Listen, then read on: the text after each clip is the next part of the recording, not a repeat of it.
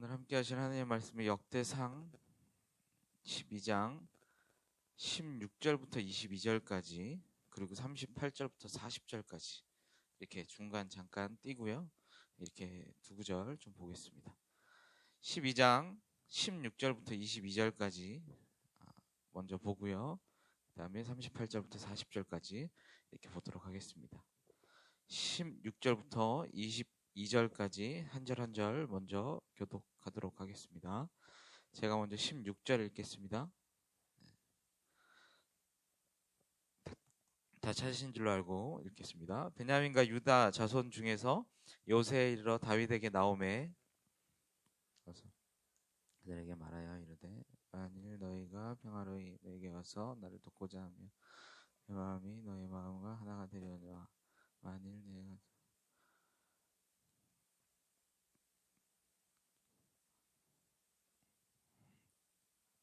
원하노라 하며 그때 성령이 30명의 우두머리 아미새를 감싸시니 이르되 다윗이여 우리가 당신에게 속하였고 이새의 아들이여 우리가 당신과 함께 있으리니 원하건대 평안하소서.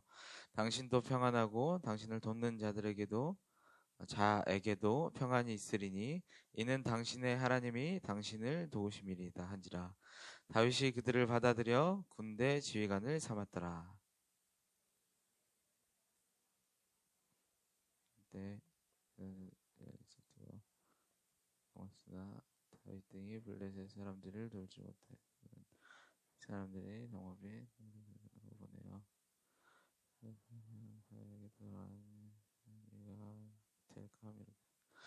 다윗이 시글락으로 갈 때 므낫세 지파에서 그들에게로 돌아온 자는 아드나와 요사밧과 여디야알과 미가엘과 요사밧과 엘리후와 실르데인이 다 므낫세의 천부장이라.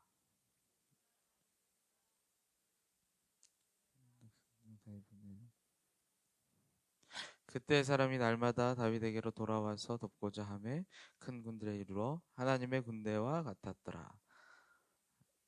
네, 38절 우리 같이 읽겠습니다. 38절 제가 읽고요. 39절 함께 읽고요. 39절 여러분이 읽고요. 40절 우리 함께 읽겠습니다. 38절 제가 읽습니다. 이 모든 군사가 전열을 갖추고 다 성심으로 헤브론에 이르러 다윗을 온 이스라엘의 왕으로 삼고자 하고 또 이스라엘의 남은 자도 한 마음으로 다윗을 왕으로 삼고자 하여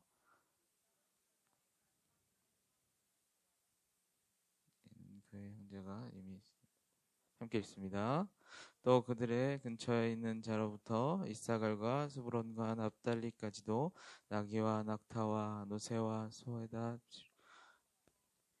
곧 밀가루 과자와 무화과 과자와 포도와 포도주와 기름이요 소와 양도 많이 가져왔으니 이는 이스라엘 가운데에 기쁨이 있으니 아멘. 가장 확실한 정당성이라는 제목으로 하나님 말씀 좀 나눠보도록 하겠습니다.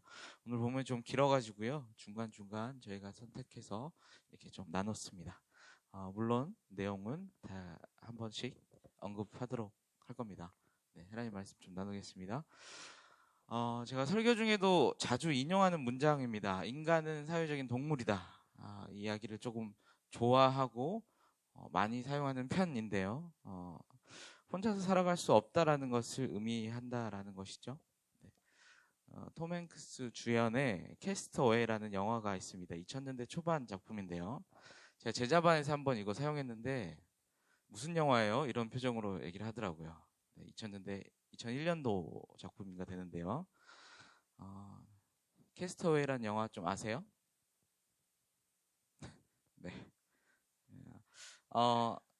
이 내용은 간단히 요약하면 이렇습니다. 주인공이 있는데요. 톰 행크스라는 배우, 유명한 배우인데요. 비행기 사고가 나서 추락을 합니다. 눈을 떠보니까 그야말로 무인도예요. 망연자실합니다. 상황 파악을 해보니까 그렇게 좋지 않아요.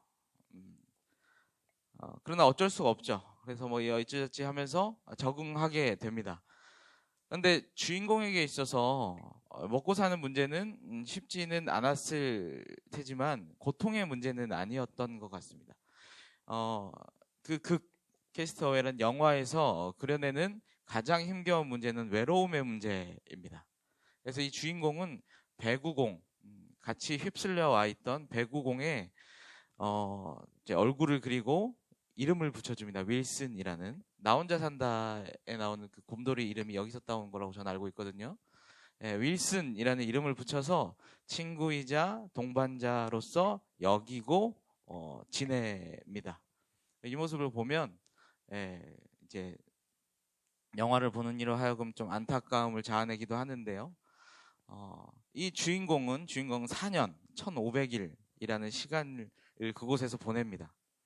그리고 그 시간이 흘러도, 그리고 완벽히 고립된 상황이어도 주인공은 결국 어떻게든 그 무인도에서 탈출하려고 합니다. 그래서 영화의 거의 말미쯤 되다 보면 결국 가지고 있는 모든 것들을 총동원해가지고 거기 무인도에서 탈출하는 모습을 보여줍니다. 그런데 한번 생각해 보십시오. 그곳에서 한 4년 정도 살았다라는 것은 사실 어느 정도는 이제 더 이상 안전이 조금 보장되었다라는 의미일 겁니다. 4년 동안 거기서 지냈으니까요. 집도 있었을 거고요. 그곳에서 살아갈 수 있는 어떤 노하우들을 어느 정도는 익혔을 겁니다. 제법 적응이 끝났음을 얘기하는 것이죠. 그리고 무언가 그곳에서 탈출한다라는 것은 본인이 어디에 있는지도 모르고 어디로 가야 하는지도 모르고 얼마나 더 가야 되는지도 모르는 상황이라는 것을 얘기하는 것이죠. 목숨을 걸고 탈출할 수밖에 없는 상황, 위험을 자초하는 상황인 것이죠.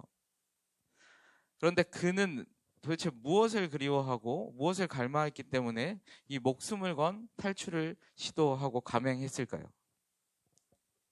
이것 때문이었을 겁니다. 사랑하는 이, 밥을 같이 먹는 이, 함께 대화하는 이, 이들을 갈망하고 이것에 대한 갈증,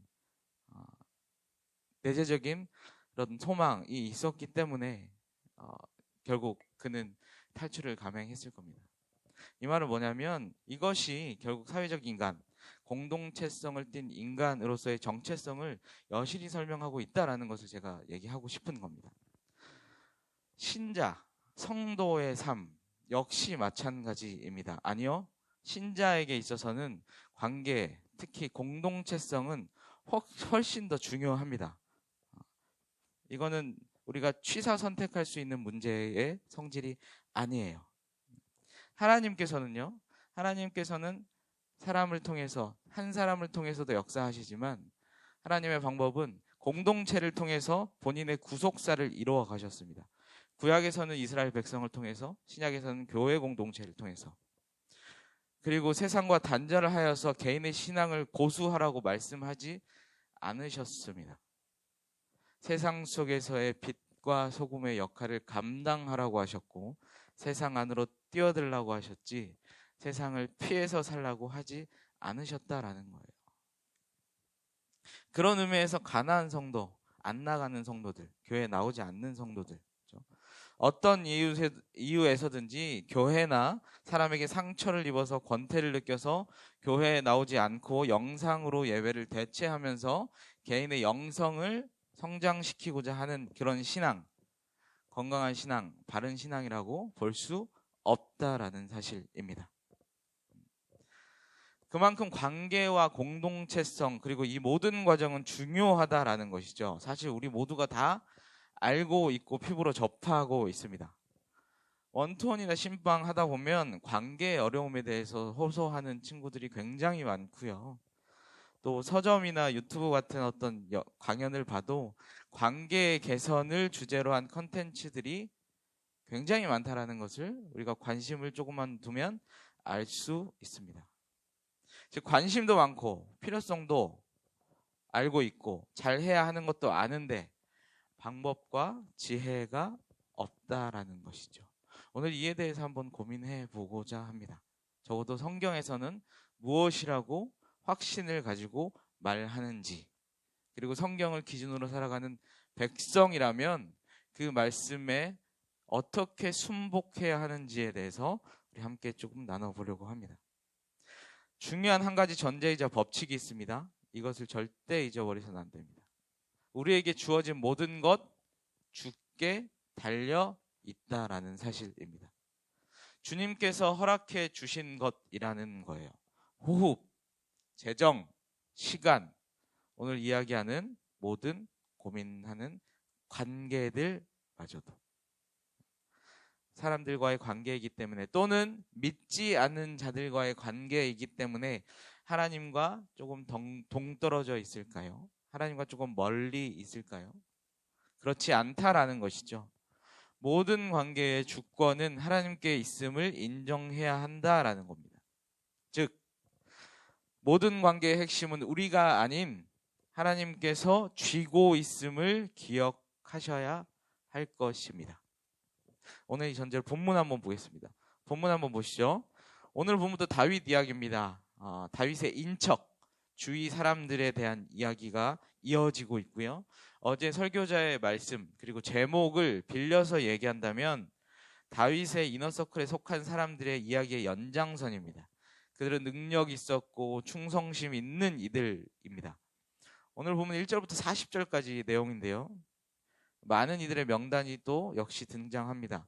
크게 구분하면 1절부터 22절까지는요. 다윗이 도망 다닐 때 함께한 지파와 그 지파에 속한 용사들에 대한 이야기이고요. 23절부터 37절까지는 사윗이 죽은 후 사울이 이제 죽거나 또는 약해졌을 때, 그리고 다윗이 이제 헤브론에서 왕이 될 때에 함께한 지파와 용사들에 대한 이야기입니다. 그리고 마지막 38절부터 40절은요.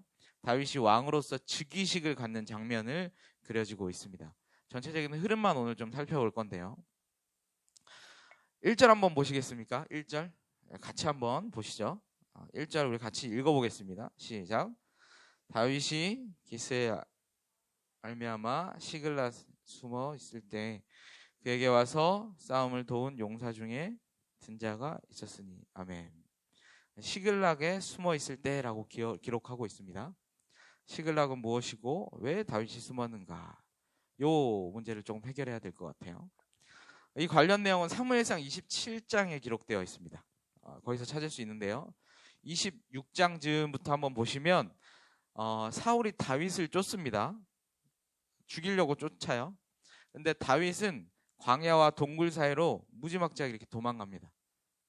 우리가 생각하는 어떤 그 동굴 개념이 아니라 광야에 정말 동굴이 많은, 그러니까 숨으면 찾을 수 없을 어떤 지형이거든요. 근데 그 사이를 무지막지하게 도망갑니다. 그런데 또 신기하게는 또 사울이 곧잘 쫓아와요. 신기하게 그 찾을 수가 없는 어떤 지형인데도 잘 찾아와요. 그 이유 중에 하나는 다윗과 같은 지파였던 유다 지파 사람들이 자신에게 화가 미칠까 이제 정보를 제공했기 때문입니다. 그러니까 판 거죠. 다윗이 저기 있어요. 다윗이 저기 있어요. 이렇게 무섭게 쫓아오는 사울의 추격을요 따돌리고 역으로 목숨을 취할 수 있는 기회를 몇 번 갖습니다. 그러나 다윗은 사울을 죽이지 않습니다. 악을 악으로 갚지 않아요. 자, 사무엘상 26장 9절을 보면 이렇게 기록되어 있습니다. 제가 읽어드릴게요. 다윗이 아비새에게 이르되 죽이지 말라. 누구든지 손을 들어 여호와의 기름 부은 자를 치면 죄가 없겠느냐 하고. 지금 상태가 저 모양이지만 왕이라는 사람의 지금 상태는 저 모양으로 굉장히 안 좋은 상황이지만 하나님께 기름 부은 자로서 함부로 죽일 수 없다라는 것이죠. 죽이는 대신 자신은 결백하다라는 사실만 주장을 합니다. 근데 사울은 잠시 잠깐은 자신의 잘못을 인정하고 추격을 포기하지만 또 이내 다윗을 죽이기 위해서 또 따라갑니다. 이 상황을 몇 번 겪다 보니까 다윗은 이번에도 마음이 놓이지 않아요. 그래서 계속해서 도망갑니다. 어디까지 도망가느냐? 이스라엘 국경을 넘어서 블레셋 족속의 땅 가드라는 곳까지 갑니다. 사울은 그 소식을 듣고 나서야 이제야 쫓지 않습니다. 가드에는 왕이 하나 있었는데 그 사람 이름이 아기스입니다. 아기스. 그리고 다윗은 아기스가 배려해줘서 살 수 있는 땅 한 귀퉁이를 얻습니다. 그 땅이 바로 시글락이에요. 그러니까 시글락에서의 다윗이라고 얘기한다면 지금 최악의 상황인 겁니다. 도망자 중에서도 지금 극에 달하져 있는, 최고로 힘든 때, 최고로 비참할 때, 그때가 바로 시글락의 다윗의 시기입니다. 당시 사회에서의 땅은 아주 중요한 의미였습니다. 마음대로 사고 팔 수도 없는 상황이었고요. 쉽게 이민을 할 수도 없었습니다. 마음대로 땅을 사고 팔거나 쉽게 이민을 간다라는 것은 비난의 대상이었습니다. 왜냐하면 하나님의 소유라는 마음이 강했기 때문입니다. 그리고 그것은 정체성과 관련이 있었기 때문이에요. 룻기에서 보시면, 우리가 잘 아는 룻기에서 보시면 나오미와 룻은 지극한 훈련 때문에 모압으로 갔다가 다시 돌아올 때 숱한 비난을 감수하고 마음 단단히 먹고 돌아오는 것이죠. 이게 이와 같은 이유입니다. 그래서 자신을 나오미, 기쁨이라고 얘기하지 말고 마라, 괴로움이라고 얘기하라, 뭐 이렇게 얘기를 합니다. 최악의 상황에서 함께하는 사람들이 진짜 귀한 사람입니다. 나오미에게 있어서 룻이 각별했던 이유는 바로 이런 이유 때문에 그랬습니다. 동서들도 다 떠났는데 너는 나와 함께 있는구나. 사무엘상 27장에 근거했을 때 시글락의 다윗, 처절했던 다윗의 상황 가운데 함께 했던 한 부대 600명의 사람이 있었습니다. 이 600명은 절대적인 지지를 보였던 사람이라는 건데요. 아주 힘들고 어려울 때 다윗과 함께 했던 사람들이었습니다. 그런데 이 사람들 중에는 어떤 사람이 있습니까? 오늘 본문으로 돌아와서 2절 한번 보시겠습니까? 2절 한번 보시겠습니까? 자, 그들은 활을 가지며 좌우 손을 놀며 물매도 던지며 화살을 쏘는 자요, 베냐민 지파 사울의 동족인데 이름은 이러하니라 라고 얘기합니다. 자, 어느 지파, 누구의 동족이요? 언어로 보면 베냐민 지파 사울의 형제라는 표현으로 되어 있습니다. 사울의 형제들이래요. 지금 누구에게 쫓기고 있습니까? 사울에게 쫓기고 있다는 것이죠. 사울의 형제들은 왜 벼랑 끝에 바닥에 처한 다윗을 따릅니까? 왜 그를 위해서 싸웁니까? 적어도 다윗의 정보를 빼돌렸던 그 유다 지파는 자신에게 해가 갈까라는 명분이라도 있었습니다. 조금 이해할 수 있죠. 그런데 이들의 행동은 이해가 가지 않습니다. 당시 권력의 중심은 아직 사울이었습니다. 기득권은 사울이었어요. 당시 상황과 환경은 사울에게 따라가는 것이 맞다라고 얘기를 하고 있습니다. 이게 상식적이죠. 그런데 그들은 다윗을 위해서 목숨을 걸었다라는 것이죠. 왜 그랬겠습니까? 근거는 오늘 성경이 말해주고 있습니다. 오늘 읽은 18절입니다. 18절. 역대상 12장 18절 우리 같이 한번 읽겠습니다. 12장 18절입니다. 시작.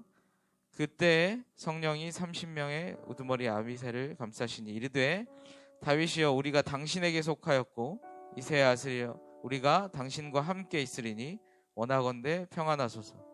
당신도 평안하고 당신을 돕는 자에게도 평안이 있을지니 이는 당신의 하나님이 당신을 도우심이니이다 한지라. 다윗이 그를 받아들여 군대 지휘관을 삼았더라. 마지막 줄 보십시오. 이는 당신의 하나님이 당신을 도우심이니라 한지라.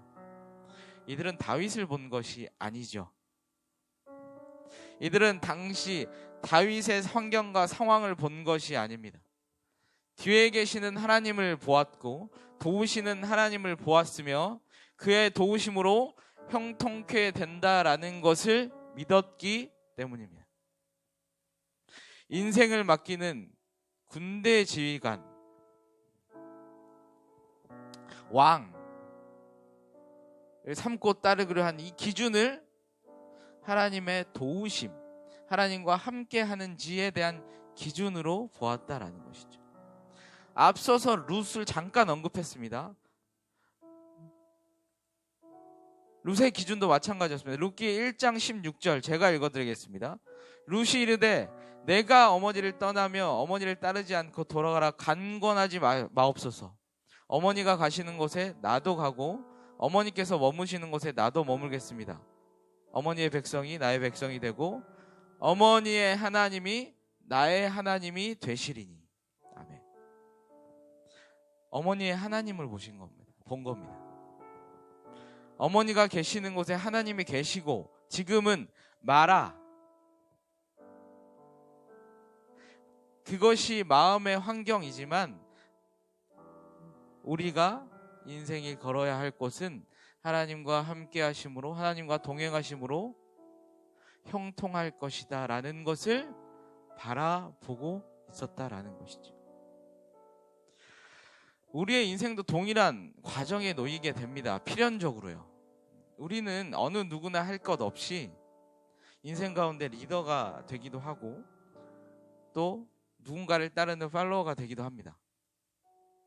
관계를 형성하고 공동체를 이뤄갈 수밖에 없는 인생 가운데 살아갑니다.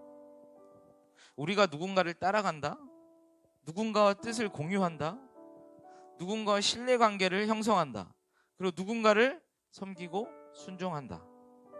무엇을 기준 삼아서 가시겠습니까? 리더의 덕, 리더의 열심, 리더의 재량, 공동체 과거의 업적, 공동체의 현재의 위치, 또는 미래의 비전? 아니요. 바라기는 하나님에게서 명분을 찾으시고 하나님에게서 정당성을 찾으십시오. 리더라면 이 리더가, 내가 따라야 할 이 리더가 얼마나 하나님과 동행했는지, 하나님과 동행함을 이루고 있는지, 공동체라면 하나님이 임재하시는 공동체인지, 하나님의 영광을 위해서 몸부림치는 공동체인지, 이것이 기준되기를 바랍니다. 이것을 기준 삼고 살아가시기를 바라요. 이렇게 모인, 날마다 많아지는 쫓아갔던 이 다윗의 무리를 보고 역대상의 기자는 오늘 본문에서 어떻게 표현하고 있습니까? 22절입니다. 22절 같이 한번 읽겠습니다. 22절 시작. 그때 사람이 날마다 다윗에게로 돌아와서 돕고자 하매 큰 군대를 이루어 하나님의 군대와 같았더라. 아멘. 하나님의 군대, 하나님의 군대, 마나하임. 단순히 다윗의 군대가 아니라 하나님의 군대, 하나님의 것으로 인정받았다라는 겁니다. 큰 축복임을 기억하시길 바랍니다. 바라기는 여러분의 학교가, 여러분의 직장이, 여러분의 공동체가 하나님의 공동체로 인정받기를 진심으로 소망합니다. 그러려면 하나님에게로부터 명분을 찾고 하나님에게로부터 정당성을 찾아야 한다는 겁니다. 이러한 하나님의 군대, 하나님의 공동체 가운데 즉위식이 벌어집니다. 오늘 함께 읽었던 본문 38절부터 40절인데요. 분위기가 이렇습니다. 모든 군사가 성심으로, 이 성심은 원어로 보면 심장, 가슴 깊은 곳에서라는 표현이 조금 더 와닿습니다. 네. 그리고 이스라엘의 남은 자도 한 마음으로, 그리고 왕으로 삼고자 했고 그와 3일을 함께 먹고 마셨으며 이 모든 일이 이스라엘 가운데 기쁨으로 여겼더라. 모든 군대와 백성과 민족이 다윗이 왕이 됨을 인정하고 있었다라는 겁니다. 오늘 말씀 12장, 아니 그 전부터 막 그 다윗의 군사들 나열되어 있었습니다. 이것이 오늘 마무리되는 본문인데요. 그 목적과 그 의도가 무엇이었겠습니까? 이것 때문에 그랬습니다.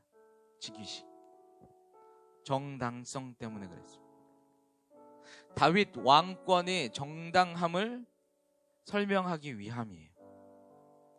다윗은 단순히 다윗 유다 지파, 한 지파의, 작은 지파의 왕으로서가 아니라 또 몰락하는 사울, 권력, 이것에 편승하여서 만들어졌던 그 왕이 아니라 온 이스라엘의 지지와 하나님의 뜻에 의해서 세워진 왕이다. 이것을 설명하기 위해서 앞에서부터 계속 끌고 오는 거예요. 다윗 왕권은 결코 인위적으로 세워진 것이 아니다. 하나님의 도우심과 하나님의 뜻에 의한 것이 전제이고 그 후에 온 이스라엘의 지지에 의한 것이다 라는 것을 얘기하고 있는 겁니다. 그렇다면 한 가지, 그리고 마지막 질문이 생깁니다. 왜 정당성을 부여해야 했을까요? 왜 필요했을까요? 역대기의 저작 의도와 관계가 있습니다. 역대기의 기록 연대를 보통 고레스 칙령을 근거로 해서 통일왕국이 있고 또 분영왕국이 있고 포로기가 있고 반왕기가 있었을 때 반왕기 때라고 보통 얘기를 합니다. 적어도 포로기 시대 이후로 보고 있습니다. 포로기 시대에 있는 이스라엘 백성들에게 용기를 주기 위함이에요. 정체성을 확인시켜 주기 위함입니다.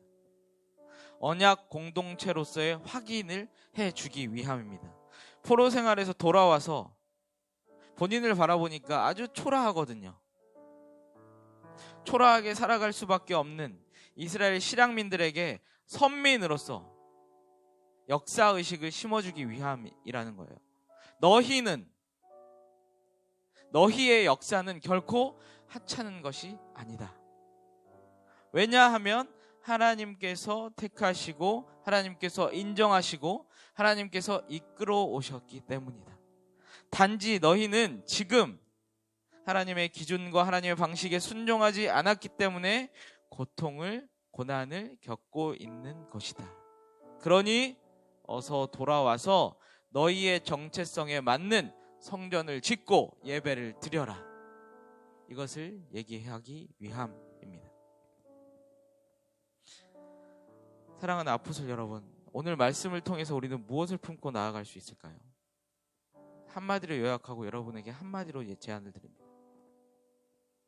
우리 모든 인생에 있어서 가장 확실한 정당성은 하나님으로부터임을 기억하시기를 바랍니다. 다른 것에 헌역되어서 다른 것에서 이유를 찾거나 정당성을 찾지 마시기를 바라요. 오직 하나님의 약속과 또 그리스도의 사랑이 우리의 역사 안에서 가장 큰 정체성으로 나타날 겁니다. 그리고 우리가 믿고 따라야 하는 정당성의 근거임을 고백하는 저와 여러분 되시기를 진심으로 기도합니다. 우리 함께 기도하겠습니다. 오늘 말씀을 두고 기도합니다. 여러분의 삶의 기준에 있어서의 선택의 기준, 가치 판단의 근거는 무엇이었습니까? 관계 안에서 나를 나타냄에 있어서, 공동체 안에서 그 위치를 지킴에 있어서, 누군가를 따름과 그를 판단함에 있어서 진정 하나님이셨습니까? 하나님이 그와 함께하는 또는 그와 관계 안에 계심이셨습니까? 이렇게 기도했으면 좋겠습니다. 하나님, 내 눈이, 내 마음이 온전히 하나님이 기준되게 하여 주시옵소서.